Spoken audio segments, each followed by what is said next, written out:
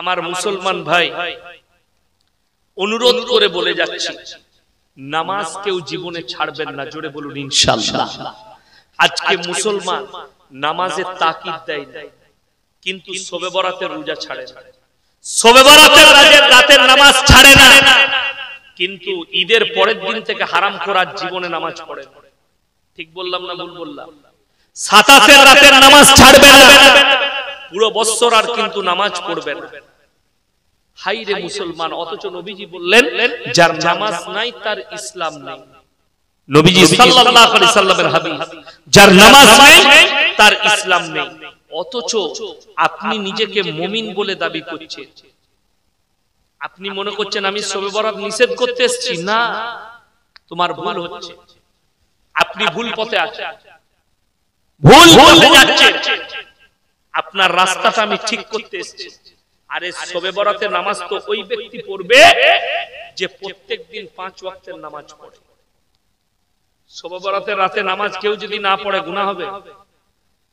হ্যাঁ, গুনাহ হবে না। আচ্ছা, একটা মৌলবীকে ডেকে বলে দেন, একটা মহিলা আমাকে ফোন করে বলছে হুজুর শবে বরাতের রাতে নামাজের কি নিয়ত করব? আমি বললাম তুই নিয়ত কর, কালকে মরবো। আমাকে যদি কোনো মৌলবী বলে দিতে পারে এত নম্বর এই হাদিসের এত নম্বর পৃষ্ঠায় এত নম্বর হাদিসে আছে শবে বরাতের নামাজের নিয়তটা, তার জুতোর মালা পড়ে যাবে। শবে বরাতের রাতে আবার আলাদা নিয়ত কি আছে? আমি নফল নামাজের নিয়ত করছি 2 রাকাত। কথাটা বুঝতে পেরেছেন? কিসের নামাজ হবে? নফল নামাজ। এই মনে করছে যখন রাতের নামাজ আলাদা নিয়ত, যেমন আমাদের দেশে এমনি নামাজ পড়ে না, খালি 27 রাতে নামাজ পড়ে। ঠিক বললাম না ভুল বললাম? যদি কোন মৌলবী প্রমাণ দিতে পারে যে 27 রাত্রিটাই শবে কদরের রাত্রি, আমি ইয়াসিন এক্ষুনি জুতোর মালা পরবো, সেই মৌলবী নিয়ে আসুন দেখুন। বাপের বেটা থাকলে স্টেজে নিয়ে আসুন। হ্যাঁ, যদি সে বলে, এবং আমিও বলে যাচ্ছি সহি রওয়ায়াত শুনেলেন, বেশিরভাগ মুফাসসিরিনরা মুহাদ্দিসিনরা বলেছেন 21, কত বললাম? 21 রমজান, 23 রমজান, 25 রমজান, 27 রমজান আর 29 রমজান, এই 5টা রাত্রি তোমরা ইবাদত করো, শবে কদর পেয়ে যাবে। জোরে বলুন না সুবহানাল্লাহ। আর তুমি বলছো শুধুমাত্র 27 রাতে সারা রাত চালাবো, দিয়ে চালিয়ে দেব। ওই জন্য তো আমাদের দেশের লোক নামাজ পড়ে না কেন? এরা তো জানে অসুবিধা নাই, এই যা জলসা দিয়েছি, যা হুজুররা এসেছে, এ দোয়া করবে জান্নাত রেডি, মারাত্মক ফার্স্ট ক্লাস জান্নাত। কেমন? নামাজ পড়ার প্রয়োজন নাই, রোজা রাখার প্রয়োজন নাই, যা করছি সারা বছর নামাজ পড়লাম না, কিছু করলাম না। জলসা তো একটা দিয়েছি হুজুর দিকে ডেকে, দামি দামি বক্তা এনেছি, জলসা করেছি, হুজুররা দোয়া করবে জান্নাত রেডি। যদি শুনেলেন পৃথিবীর শ্রেষ্ঠ ব্যক্তির নাম কি? কথা বলেন না? হযরত মুহাম্মদ মুস্তাফা, সকলে বলুন না সাল্লাল্লাহু আলাইহি ওয়াসাল্লাম। তিনি হচ্ছেন পৃথিবীর সবথেকে দামি ব্যক্তি। চলুন বুখারী শরীফের হাদিস, আল্লাহর নবীর কাছে খবর এলো, ইয়া রাসূলুল্লাহ, ইয়া হাবিবাল্লাহ, আপনার চাচা জান জানো মৃত্যু শয্যায় আছেন। নবীজি ছুটে গেলেন আর চাচাকে বললেন, ওগো চাচা একবার বলুন লা ইলাহা ইল্লাল্লাহ। চাচার হাতটা ধরে বললেন, একবার কলমাটা পড়ে নিন, আমি আল্লাহর কাছে কেঁদে কেঁদে আপনার জন্য ক্ষমা চাইব। নবীজি চাচা বললেন, হে আমার ভাইপো, আমি যদি বার্ধক্যে কলমা পড়ি লোকে বলবে মৃত্যু ভয়ে কলমা পড়েছে, তাই আমি কলমা পড়তে পারব না। আমার আল্লাহ রাব্বুল আলামিন আয়াত পাঠালেন, ইন্নাকা লা তাহদি মান আহবাবতা ওয়ালাকিন্নাল্লাহা ইয়াহদি মান ইয়াশা। হে আমার বিশ্ব নবী, পৃথিবীর মানুষকে বলে দাও হিদায়াতের দপ্তরটাই আমার আল্লাহর হাতে, আমার ইচ্ছা নেই, তাই তোমার চাচা কলমা পড়তে পারবে না। এটা 1 নম্বর গেল। এরপরে নবীজি চাচা যান চলে গেলেন, নবীজি হাত তুলে দোয়া করতে লাগলেন, ওগো আল্লাহ, তুমি আমাকে যতদিন না নিষেধ করছো, আমি আমার চাচার জন্য কেঁদে কেঁদে ক্ষমা চাইব। নবীজি ক্ষমা চাইতে লাগলেন। আল্লাহ এরপরে আয়াত পাঠালেন, মা কানা লিন নাবিয়্যি ওয়াল্লাযীনা আমানু আন ইস্তাগফিরু লিল মুশরিকিন ওয়ালাউ কানু উলি কুরবা। হে আমার নবী এবং মুমিনরা শোনো, যারা মুশরিক হয়ে বেঈমান কাফের হয়ে মারা গেছে তাদের জন্য দোয়া করতে পাবে না, যদিও তারা তোমাদের নিকটতম আত্মীয় হয়। 3 বোতল মদ খেয়ে মারা গেছে গর্বেতায়, বলে চিন্তা নাই, হুজুরকে ডেকে মিলাদ পড়া, জান্নাত রেডি।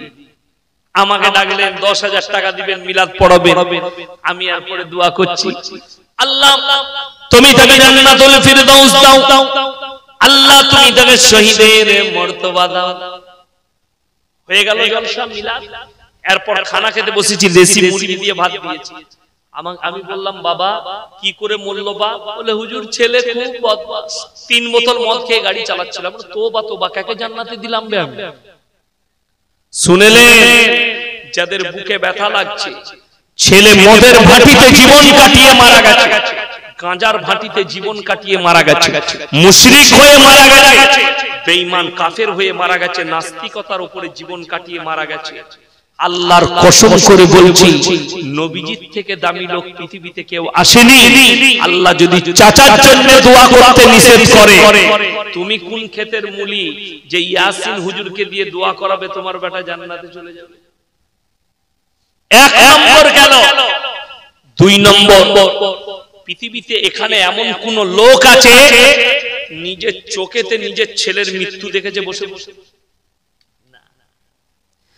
এমন একজন নবী যিনি নিজের চোখে ছেলের তাণ্ডব দেখেছে, আল্লাহর তাণ্ডব দেখেছে মৃত্যু, তিনি নূহ নবী। তার কওমকে বিনীত অনুরোধ করলে, হে আমার কওম, আমি তোমাদেরকে বিনীত অনুরোধ জানাচ্ছি, তোমরা কি করবে? আমার আল্লাহকে বিশ্বাস করে না। কেন? বলে না হলে আমার আল্লাহ তোমাদেরকে কঠিন আযাবে মুবতালা করবে। নূহ নবীর কওম, এমন কি তার সন্তান কিনান বলছেন, তোমার আল্লাহ আমাদেরকে কেমন আযাব দেবে? সঙ্গে সঙ্গে বললেন, আমার আল্লাহ মৌসুম ধরার বৃষ্টি দিয়ে তোমাদেরকে বন্যাতে ডুবিয়ে দেবে। কিনান বললে, হে আমার বাপ, তুমি তোমার আল্লাহকে বলে দাও, তোমার আল্লাহ যদি বন্যা দেয়, এমন উঁচু জায়গায় চেপে যাব যেখানে তোমার আল্লাহর পানি পৌঁছাবে না। জোরে বলুন নাউজুবিল্লাহ। আলহামদুলিল্লাহ।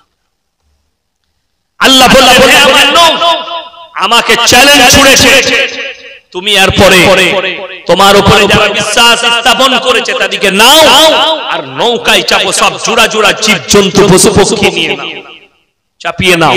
আল্লাহ কি হবে? মজা দেখাবে। অনেকে মনে করছেন যদি বন্যা আসে পালিয়ে যাব, আযাব এলে পালিয়ে যাব, আমার কাছে বিপদ এলে পালিয়ে যাব। প্রত্যেকটা মানুষের জানা দরকার, আল্লাহর কসম করে বলছি, আল্লাহর আযাব আর মৃত্যু থেকে পালাবার রাস্তা পৃথিবীর মানুষের কোন জায়গায়। কথাটা বুঝতে পেরেছেন? আল্লাহর আযাব আর মৃত্যু থেকে পালাবার রাস্তা নাই। কোরআনে সূরা আরাফে প্রথম পৃষ্ঠায় আছে, ওয়া কাম মিন কারিয়াতিন আহলাহনাহা ফাজাআহা বাসুনা বায়াতান আও হুম কায়িনুন। হে আমার নবী, পৃথিবীর মানুষকে বলো, আমি যখন কোন জাতিকে ধ্বংস করি নির্দিষ্ট সময়ে করি, গভীর রাত্রিতে কিংবা দ্বিপ্রহরে, মানে দুপুর বেলায়, তারা যখন আরামরত অবস্থায় থাকে, আমার আযাব তাদেরকে অ্যাটাক করে। আল্লাহ রাব্বুল আলামিন মুষলধারার বৃষ্টি শুরু করলেন রাত্রি 1টার পরে, 1টা এবং 2টোর মধ্যখানে নূহ নবীর জওয়ানায় পৃথিবীর সব থেকে বড় প্রলয় ঘটেছে। আল্লাহ সমুদ্রের পানিকে, রিওয়ায়েতে আছে, 1250 ফুট উপরে তুলেছিলেন। গোটা পৃথিবী ডুবে গেছে নূহ নবী নৌকার উপরে। আর নূহ নবী চোখে দেখতে পাচ্ছে তার কওম, তার সন্তান হাবুডুবু খেয়ে মারা যাচ্ছে। পিতৃ স্নেহ জেগে গেছে। আল্লাহর কাছে হাত তুলে কাঁদেন, ওগো আল্লাহ, এ আমার ওর সোজা পুত্র, তুমি একে রক্ষা করো। আল্লাহ সঙ্গে সঙ্গে ধমক দিলেন, লামিনাল খাসিরিন, যে আমাকে মানেনি, আমার নবীকে মানেনি, আমার দ্বীনকে মানেনি, তোমরা তার জন্য আমার কাছে আবেদন নিবেদন করো না, তা না হলে তোমাকেও ক্ষতিগ্রস্তদের মধ্যে ফেলে দেব। নূহ নবীর হাত নেমে গেছে আর দোয়া করতে পাইনি। এরপর আপনি ভেবে দেখুন আমরা কি ক্ষেতের মূল। যদি নবীকে বলে বেটার জন্য হাত নামিয়ে নাও, দোয়া করতে পাবে না, যেহেতু আমাকে মানে আমার দ্বীনকে মানে তার লেগে আমার কাছে দোয়া তুমি করো, তা না হলে তোমাকেও ক্ষতিগ্রস্তদের মধ্যে